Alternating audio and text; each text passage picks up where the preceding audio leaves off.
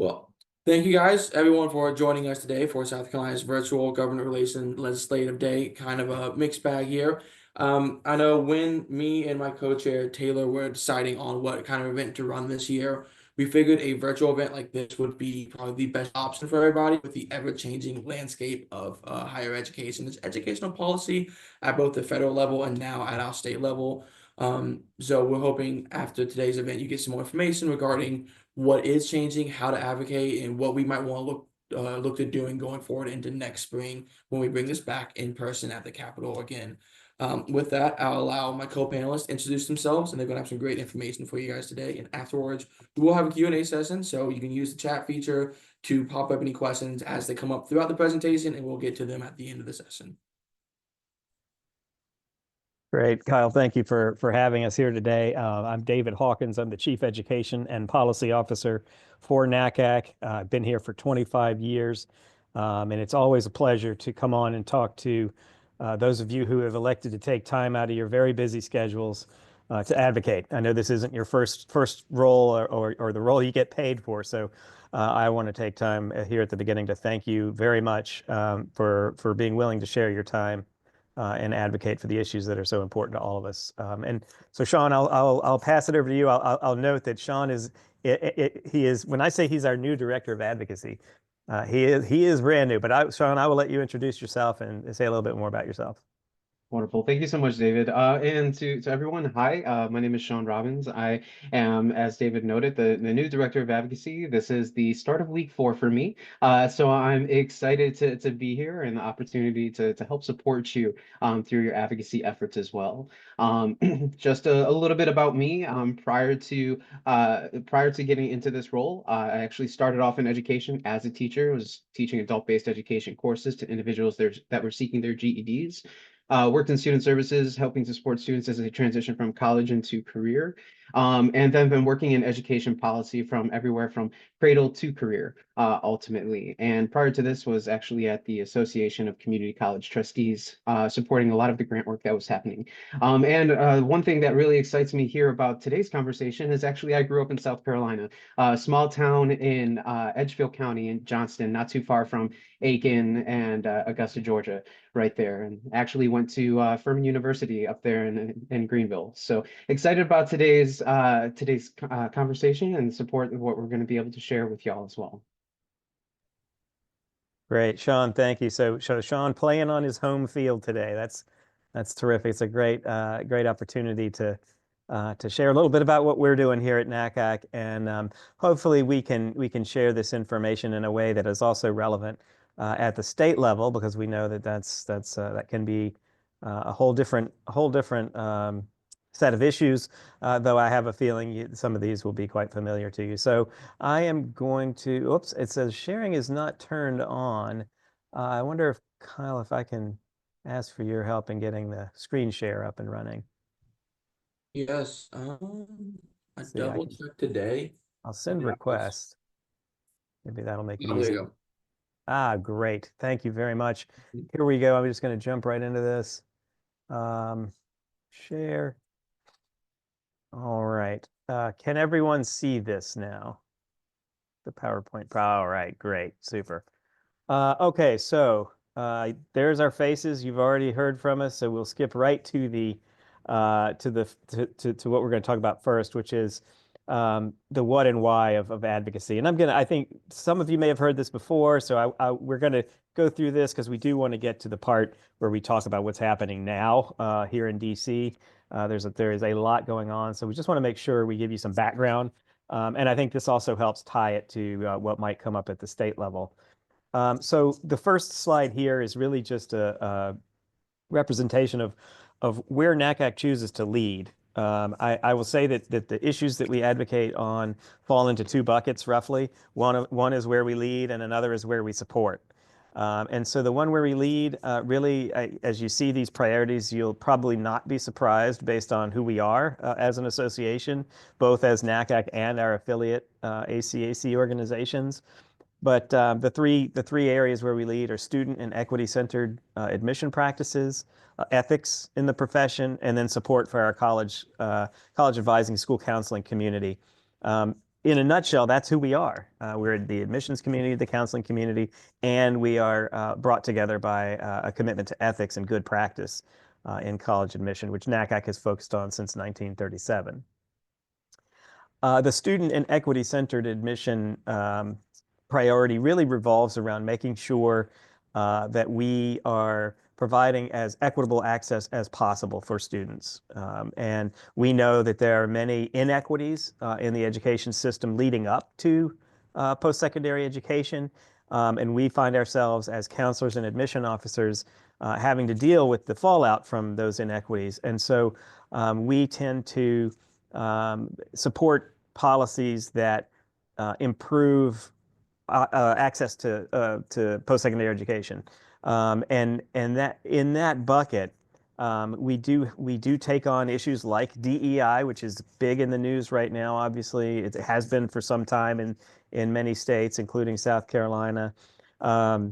We also, we also address issues like inequitable access to coursework for college preparation, inequitable funding for schools, really anything that creates an uneven playing field.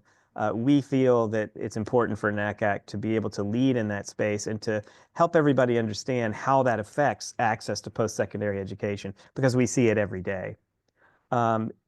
In addition to policy advocacy, one of the things that we're going to be doing in the near future is setting up our Center for Innovation in College Admission, because advocacy, in addition to being a policy focus, is also a practice focus, and also policy can be made at the institutional level, at the local level, at state level, and at the federal level. So we are going to be in the business of fostering and incubating innovation in the admission space, particularly as it relates to equity.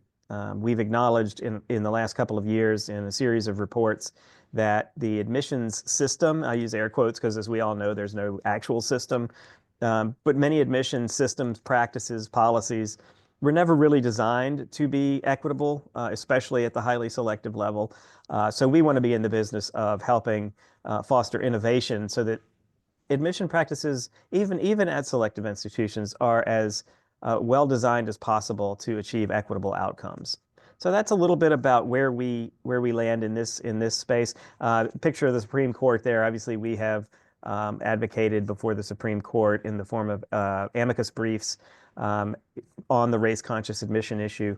That said, equity-centered admission is a broad and expansive notion. It includes race, ethnicity, but it also includes a whole host of other variables that we would advocate on, such as socioeconomic status, gender, sexual orientation, religion, all of the different ways in which people might be different as they come to this process.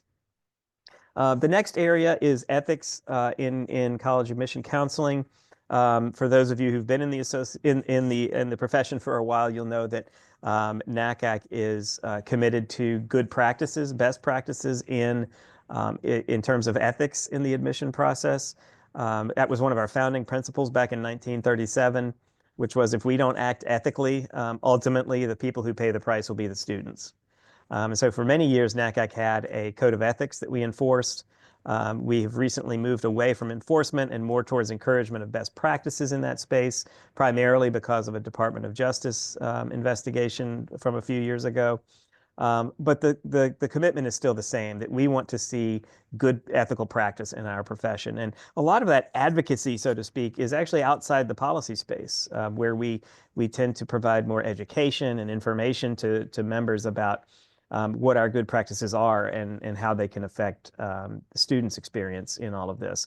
But there are some areas in policy advocacy where this becomes relevant, not least of which over the last couple of decades has been our work to make sure that students are protected, students really and taxpayers are protected from fraud and abuse at the hands of unscrupulous institutions, many of them in the for-profit sector. For instance, our best practices dictate that admissions officers aren't commissioned salespeople. Part of our role is educating students on what the best fit institution might be, even if it's not our institution. That stands in stark contrast with what you'll see at many of the for-profit colleges where they do work on a commission basis, even though that is illegal, we still see it all the time. So we consistently advocate here in Washington and at the state level for protections against that kind of unethical and sort of unscrupulous admission practice. We obviously, the third place where we lead here again, support for school counselors and college advising. You can see the map there of South Carolina. We have the link down at the bottom there will take you to where this map resides. But we mapped out all of the student to counselor ratios by school district because we felt it was important for people to be able to see the fine-grained differences that exist between districts. You know, we have the national student to counselor ratio, which is 385 to 1. Each state has its own student to counselor ratio, and that varies somewhere around that mean, although some of them go as high as 900 to 1,000, students per counselor. Here in South Carolina, you actually see it's a little, I feel like South Carolina is doing better than a lot of states here. The other states have a lot more red, but those red areas are where you have very high, sort of 500 to 1 or higher student to counselor ratios. The green areas are the lower student to counselor ratios, below 300 or even below 250, which is the recommended average from the American School Counselor Association.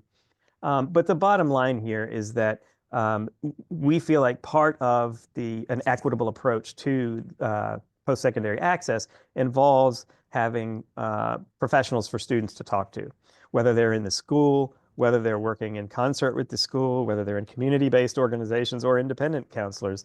It's critical for students and families to have access to some professionals who can help them navigate the post-secondary education landscape. Even if it's within a relatively small geographic area, there are many different application processes and forms and things that have to be taken into consideration, not to mention all of the coursework that one needs to do, the planning, the financial aspect of it, and so many more things that go into this process that you all know very well.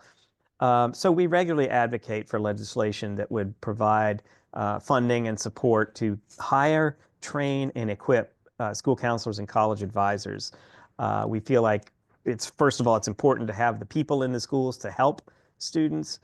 Secondly, it's important to make sure they get training in good practice for college admission counseling.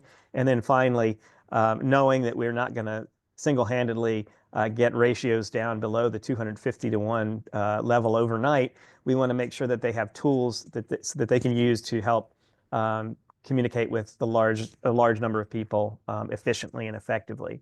I will send this presentation out to you all afterwards, so you'll be able to access these links and see some of these resources. So those again are the areas where we lead, and it makes sense because it's who we are. These issues here, I think what's important to point out here is that we are definitely active on these issues too.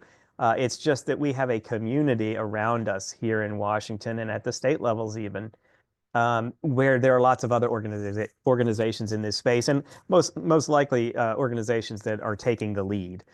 So college affordability, for instance, you have all sorts of different groups that are in that mix: college presidents, financial aid administrators, student and consumer groups. I've mentioned student protections against fraud and abuse. There's so much more to that than just the recruitment part of it. So while we lead in the recruitment area, there are other spaces where we will follow other organizations' leads. We do support undocumented students and making sure that they have access to post-secondary education. Lots of other groups in that space as well. Transfer, we have lots of other groups, including the National Center for the Study of Transfer Students, or National Institute for the Study of Transfer Students, which is located down in Georgia. So we work in concert with those groups here domestically. And then one area where I want to make sure that we emphasize is that we also advocate for international issues.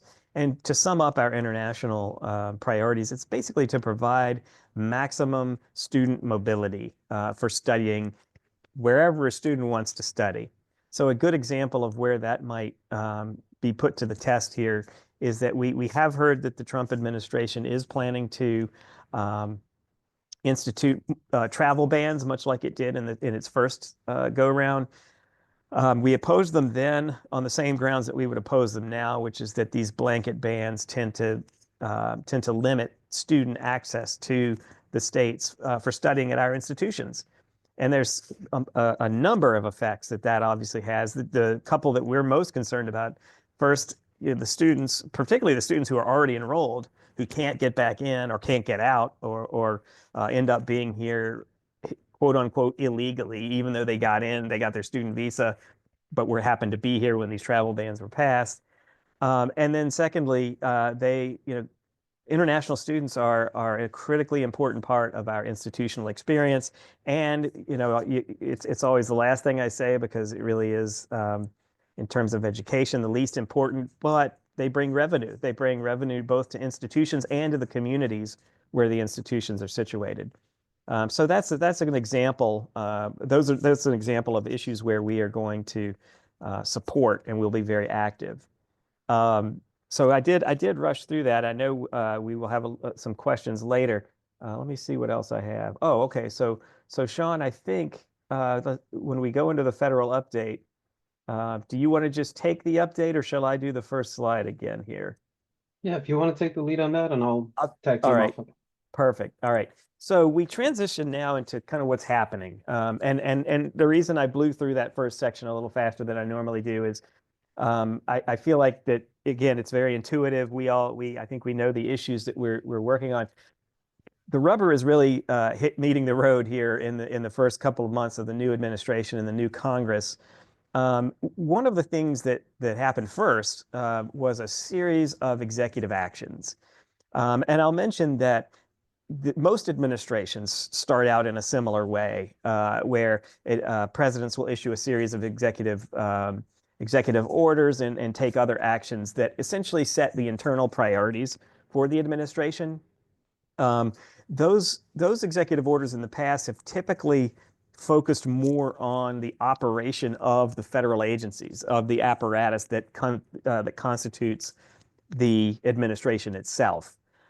What's different about this new administration is that many of the executive orders stretch the legal and constitutional authority of the executive order itself, of the administrative branch or the executive branch, um, beyond what we believe are legal limits. But for the moment, I mean, we'll talk about that in a minute. But for the moment, it's probably sufficient just to do a quick rundown of some of these executive orders.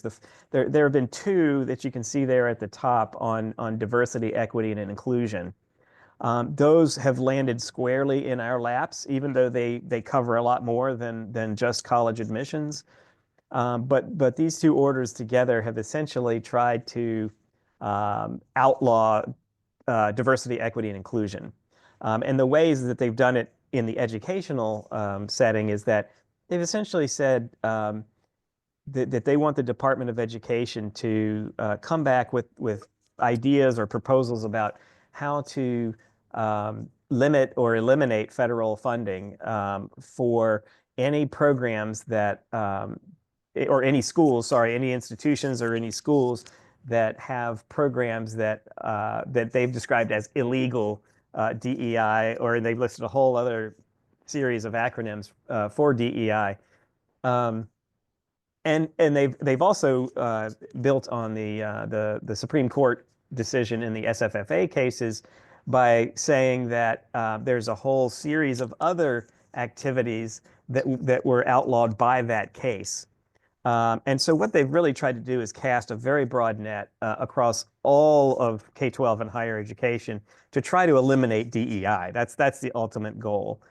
What I'll say, just in terms of a quick analysis, is that these executive orders, there's already been one court ruling that resulted in a temporary injunction on these executive orders, which is that, first of all, they're overly broad. So in that case, in that sense, the court found that they violated the Fifth Amendment protection that guarantees due process. Essentially, what the court said was that the executive orders didn't define DEI.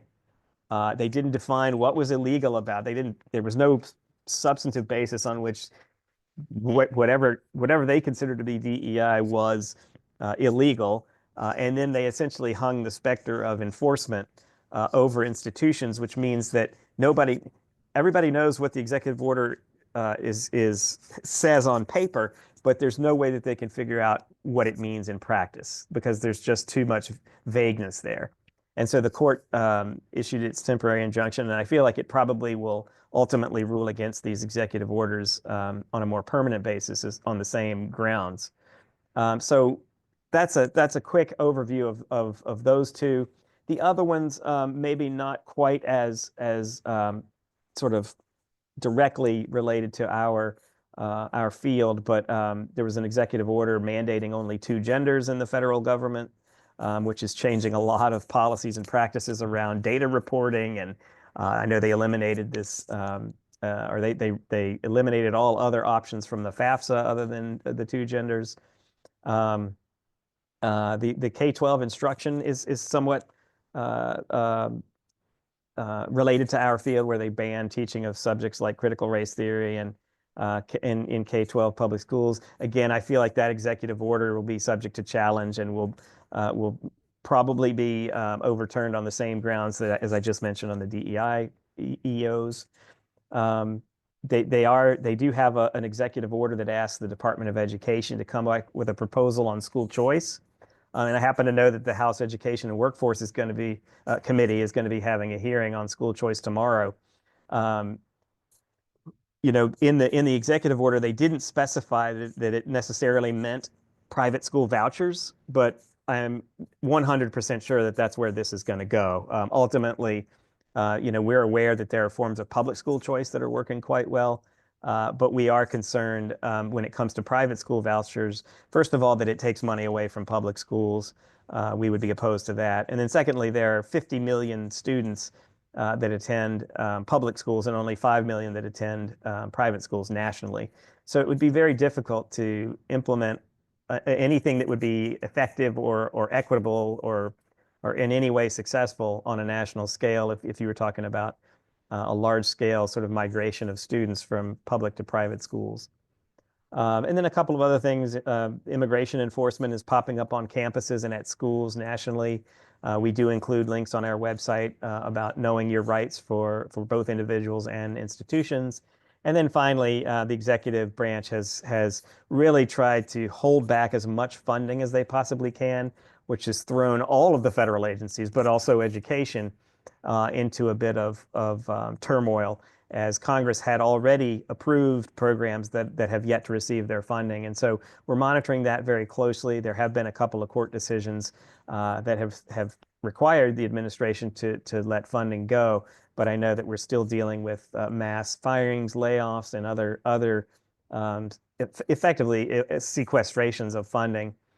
So that's just the first month in Washington. It gives you a sense of just how aggressive the administration has been in trying to, probably create a little chaos, and it certainly we can feel that here in DC. So, Sean, I am going to now turn it over to you for, what else has been going on. Certainly.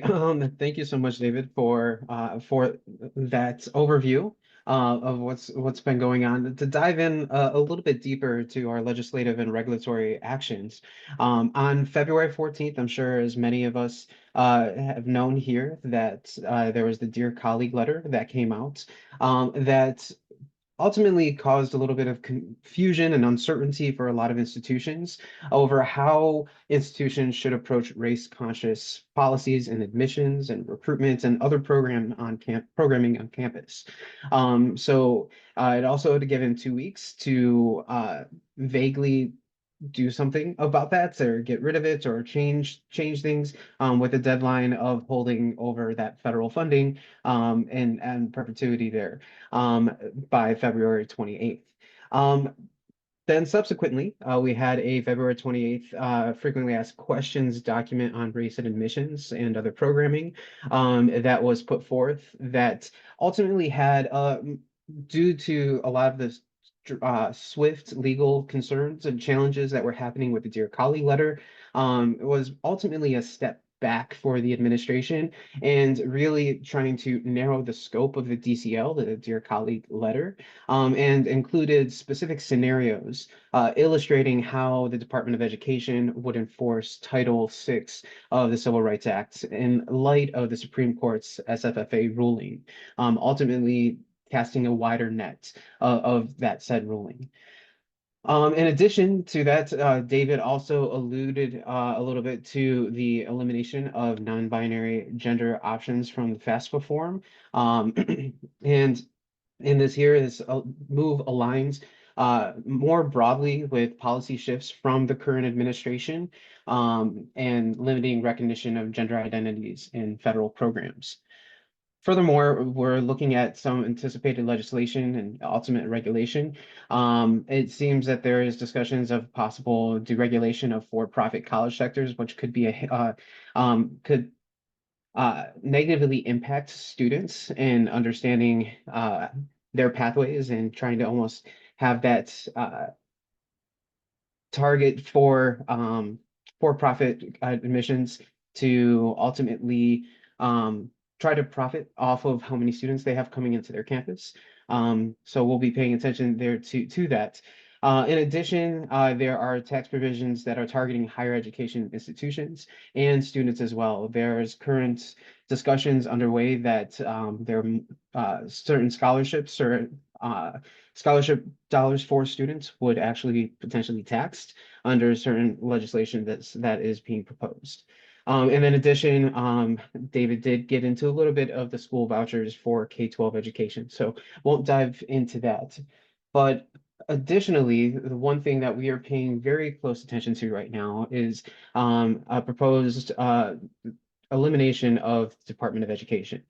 There has been legislation that has been introduced in the House, and then with Secretary Linda McMahon's final mission that after being confirmed as the Secretary of the Department of Education, pretty much proposing a wind down of the education department. In addition, we are waiting for a forthcoming executive order that will be coming from the administration. It was projected that it would have been last week, but we are foreseeing that it potentially would be not a question of if this will happen, but a question more or less of when this will happen.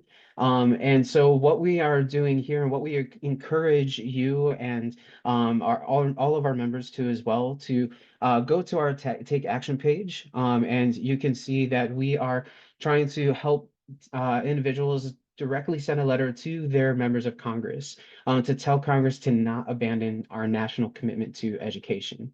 And so this right here, you will be able to go in, put in your information. It'll go to the senators and your congressmen too as well, to let them know that that our commitment to education at the federal level is very important, and it's something that it helps provide additional guidance, provides additional information, funding resources as well, and helps to oversee the Office of Civil Rights. And into all of that as well, as a point of emphasis, any executive order cannot ultimately eliminate the Department of Education. It has to be from an act of Congress. They would have to go through forward and say that they would want to, and it has to come from both the House and the Senate. And at the current makeup of the Senate, with needing 60 votes to overcome any type of filibuster or have it to come to a vote, we don't foresee that actually happening at this point in time. But this is ultimately what the administration is trying to do is it looks like trying to move things away from the Department of Education into potentially other agencies. But there are, according to law and certain legislation, the Department of Education is responsible for certain aspects, for certain funding to Office of Civil Rights and certain guidance aspects. So This is going to be something that we are trying to help advocate for, and also encourage everybody to go to that take action form to send out that letter. Additionally, as you may know, but if not, our current funding for the federal government comes to an end this Friday. And so we are paying close attention to what that ultimately means. Um, with Congress currently looking at potential funding options. Right now, funding is still in limbo. We really are trying to pay attention to what is going both in the House and in the Senate to see what is being proposed. There is looking at possibly having a continuing resolution, which House Republicans have issued forth actually on Saturday. So looking into that. But ultimately, it seems that there is concern even with a current from Democrats of a continuing resolution, because it could seem with a lot of the cuts that the administration has gone through and done across the board, that it could ultimately seem almost like as a slush fund for the administration, is some of the concerns there from Democrats. Ultimately, though, the House and Senate did pass reconciliation budgets bills separately from each other. However, both of them do have significant cuts, while the House has even deeper cuts into education and workforce programs. It's something that we are very concerned to go through and see. So with that, the one thing that we are advocating for and that we have here is the Don't Flunk the Future campaign, and really trying to help tell Congress to invest in education, to try to maintain the levels of funding that we have at a federal level. In education, if not, hopefully increase those, but we don't see that. We'll at least hopefully seeing that there is no decrease at this point in time. So that is also on our Take Action page that you can go through and submit into that and send those Take Action sites. In addition, I hate to be a bearer of bad news, but I know as somebody that was a Pell Grant recipient myself, this is something that really hits close to home. And so what we're seeing here is that while we are one of the part of the work that we do here is part of the student Save Student Aid student alliance here. And one of the focuses here is trying to save student aid, and the focus here of what might potentially happen to the Pell Grant. And it's looking like there is going to be, we're facing a $2.7 billion deficit shortfall in the coming year. And ultimately, this means that there would be almost certain cut to student aid, including Pell programs and other essential programs for student aid and student supports. So, going back to those, telling Congress to invest within education, we want to make sure that we are keeping those levels of Pell funding, because of the impact that it has to provide access to education for many students across the US. So in addition to those campaigns that we our advocacy campaigns that we are pushing out, we have some additional resources and tools that we want to be able to share with you. If you are not already following us on our NACAC social medias channels, definitely go into there. One thing that I've been encouraged about coming into my role here is just the presence that we have on our channels and the information and resources that we do share out. We're very active, and we have a wonderful comms team that is making sure that we can share these resources with you, so you know where to go at any point in time. In addition, we have our biweekly bulletin that we provide different advocacy and policy updates, which you can also find through our website and on our advocacy page. And then we have our quarterly journal, where we also make sure that we address pressing issues within education policy and advocacy as well. We have a dedicated column to that within there. Also, the one thing that I know I'm really looking forward to this year is the first NACAC annual conference, being able to get to see and meet y'all as well. And being able to provide a platform of community and additional tools and resources and stories of how we can help shape the narrative of education.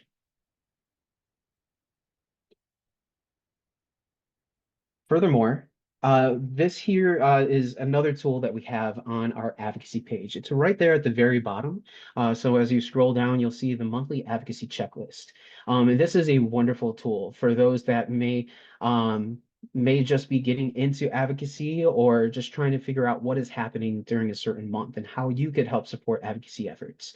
It provides different checklists of things that you could either check in either on a federal level or ultimately a state level, or checking in with your affiliate overall to see if there's upcoming opportunities of how you can engage throughout the year. So one thing that I've learned in my work within education policy and being up in here in DC for a time that I have been, is that policymakers, you can come to them with the best policy recommendations that are supported by best practices and research. But a lot of the times that may fall on deaf ears just because they have limited time or what is going on at that point. But the one thing that captures them every single time is telling them a story. So being able to just start off any type of advocacy pitch by saying, let me tell you a story. And that story could be of how you've seen maybe a student being impacted by certain policy decisions or for certain programs that have benefited them. And being able to elevate those stories and then being able to share those policy recommendations is a wonderful opportunity to really let them remember and take that story for them into those policy discussions and really allow them to have that story potentially resonate with them. And then in addition to that, the four more that we want to share from us is that you are the expert. You are the ones that are working there within supporting students directly and identifying their pathways to higher education. So embrace that. While you're telling those stories, make sure that you are the expert, and policymakers, they want to hear from you. They want to understand how these certain policy choices or if they're making the right ones. So they want to be able to hear from you, and you are the expert with that. So make sure that you embrace that and have that to where you can be able to tell those stories and share that as you go forward. Now, as you are looking at certain advocacy efforts, there's a few different opportunities that you can go through and do. First being a person-to-person contact, reaching out to your representative's office, trying to sit down and have a conversation with them, let them know what policy priorities that you do have and are shared. In addition to that, every representative, they make note of every call and every email that they have. So making sure that you increase that volume for different concerns allows them to make note of it. And a lot of representatives pride themselves on being able to answer and respond to those and close those tickets out that come to them. So make sure that you are contacting them as often as you can. In addition, setting up time with your representatives to share, whether through a virtual visit or in-person visits, to really sit down with them and understand, let them know and telling them the story of what impacts that you would like to see, what priority issues that are hitting close to home, and how that would be able to tell various different stories. It also allows them to put a face to the name and really start building those relationships. Finally, when your representatives are not here in DC, they're back home in South Carolina. So giving an opportunity for them to actually come to your campus and setting up time for them to speak to your students or incoming students or your staff allows them to have an additional context of storytelling. It allows your students and other individuals to be able to ask direct questions and building that type of rapport with your representatives. Now, some important tips for when you are communicating with your representatives, make sure that you're clear, concise, and right to the point. A lot of the times our representatives are going from various different things to one thing to another. So you want to make sure that you're telling your story, but also following up with your call to action and what your ask is. and be prompt and concise in what you're saying. In addition, have a game plan, right? So knowing that you want to tell a story, make sure you want to provide an opportunity of a call to action and what you're hoping to see within certain pieces of legislation that may be proposed, or opportunities of how you could connect and be a partner through some work.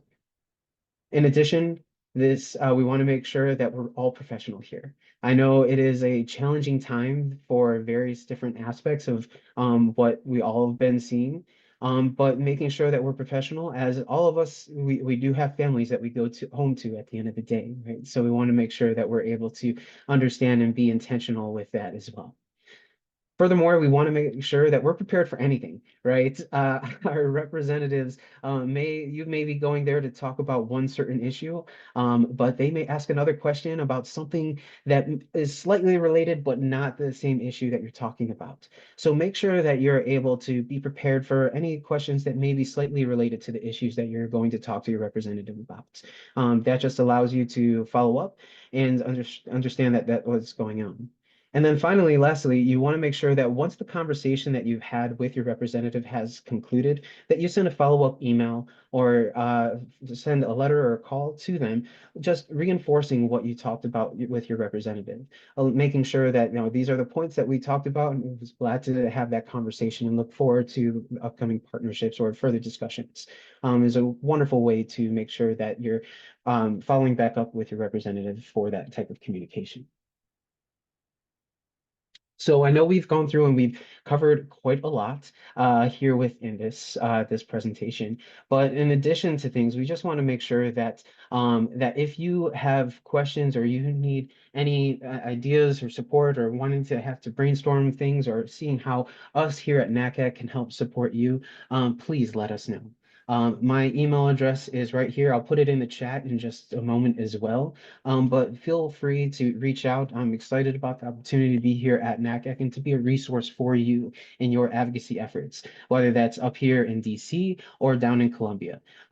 So just let us know. We're excited about things here. And if you have any questions, feel free to even put them in the chat, and we want to allow some time here now for any questions that you might have.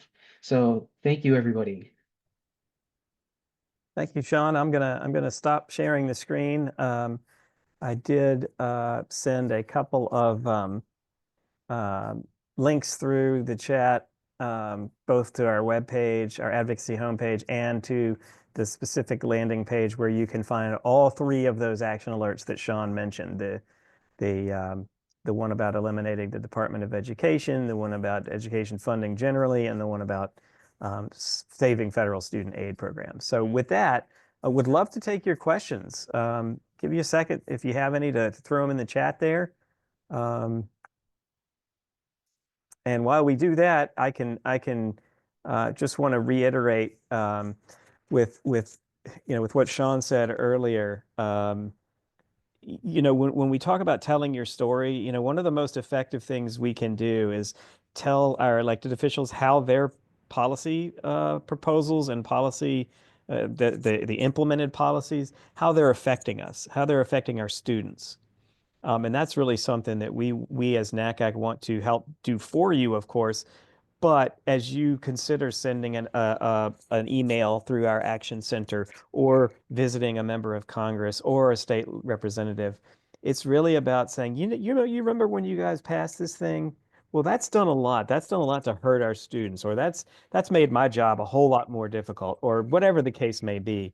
I think that's probably one of the most important things we can do to help inform the policy process, because ultimately, and ideally, policy is about solving problems and elevating successful practices and policies.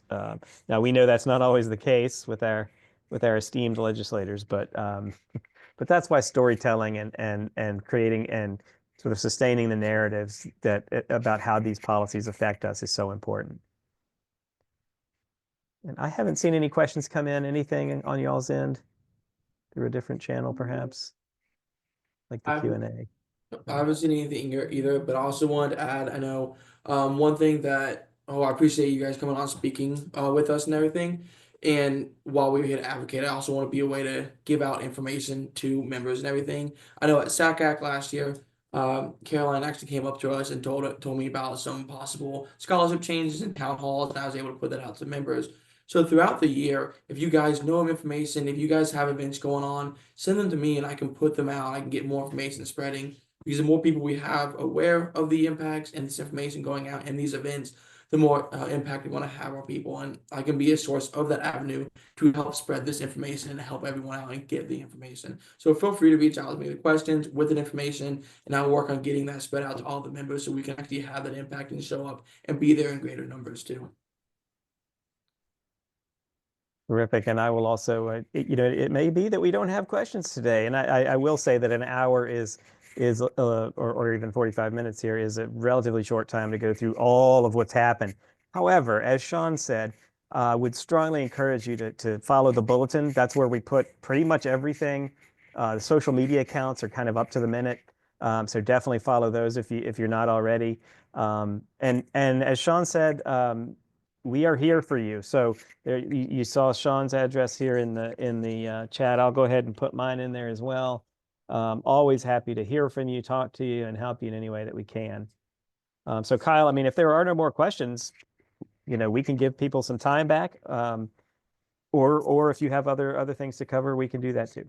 No, I think we're all good to go. I always am in favor of giving people time back if we can, because I understand the busy schedules we all have. Thank you very much again for both of you coming on, speaking with us today. And again, if you guys have questions, reach out to us. We're here to help you. And I look forward to seeing some of y'all at SACAC at the end of this month. Great. Thank you. And thank you all again. Thank you, everyone.